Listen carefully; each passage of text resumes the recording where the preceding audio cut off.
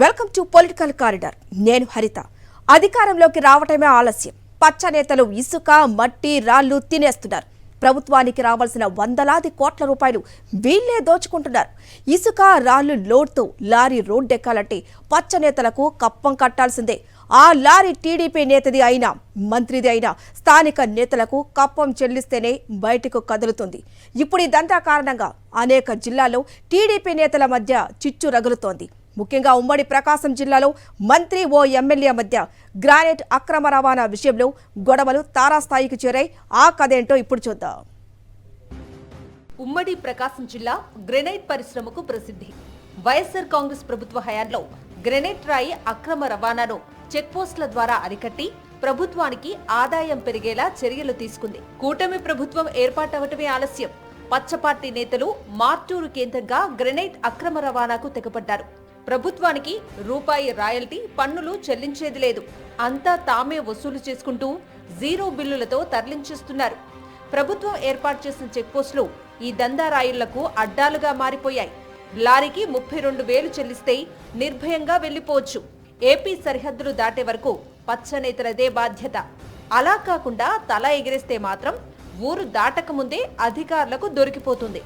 లారీని సీజ్ చేస్తారు. మార్టూరు కేంద్రంగా పచ్చపార్టీ నేతల గ్రెనైట్ అక్రమ రవాణా యథేచ్ఛగా సాగిపోతోంది. ఈ గ్రెనైట్ అక్రమ దందానే అద్దంకి ఎమ్మెల్యే, రాష్ట్ర విద్యుత్ శాఖ మంత్రి గొట్టిపాటి రవికుమార్, పర్చూరు ఎమ్మెల్యే ఏలూరు సాంబశివరావు అనుచరుల మధ్య అగ్గిరాజుకుంది. మార్టూరు గ్రెనైట్ జీరో దందాలో ఎమ్మెల్యే ఏలూరి అనుచరులు కీలకంగా వ్యవహరిస్తున్నారు. డబ్బు వసూలు, అక్రమ రవాణా సక్రమంగా జరిగేలా వీళ్లు చూసుకుంటూ జేబులు నింపుకుంటున్నారు. అయితే మంత్రి గొట్టిపాటి అనుచరులకు కూడా మార్టూరులో గ్రెనైట్ ఫ్యాక్టరీలు పెద్ద సంఖ్యలోనే ఉన్నాయి. తమ లారీలకు కూడా కప్పం ఎందుకు కట్టాలి అని గొట్టిపాటి అనుచరులైన వ్యాపారులు ఏలూరు అనుచరులకి ఎదురు తిరిగారు.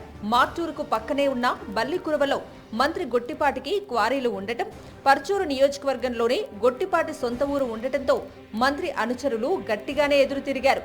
టీడీపీ నేతల మధ్య రగులుతున్న ఈ వివాదం ఇప్పుడు హాట్ టాపిక్ గా మారింది. పర్చూరు నియోజకవర్గం నుంచి తెలంగాణకు లారీలు వెళ్లాలంటే స్థానిక ఎమ్మెల్యే ఏలూరుకి కప్పం చెల్లించాల్సిందే.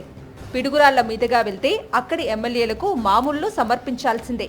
మొత్తం తెలంగాణ బార్డర్ దాటే వరకు లారీకి 40,000 వరకు వసూలు చేసుకుంటున్నారు. మార్టూరు గ్రెనైట్ పరిశ్రమలో మంత్రి అనుచరులు కూడా ఉన్నారు. మంత్రి గొట్టిపాటికి చెందిన క్వారీ నుంచి ముడిరాయి తెచ్చుకుని మార్టూరులో కటింగ్ ఫ్యాక్టరీలలో కట్ చేసి పాలిషింగ్ చేస్తూ ఉంటారు.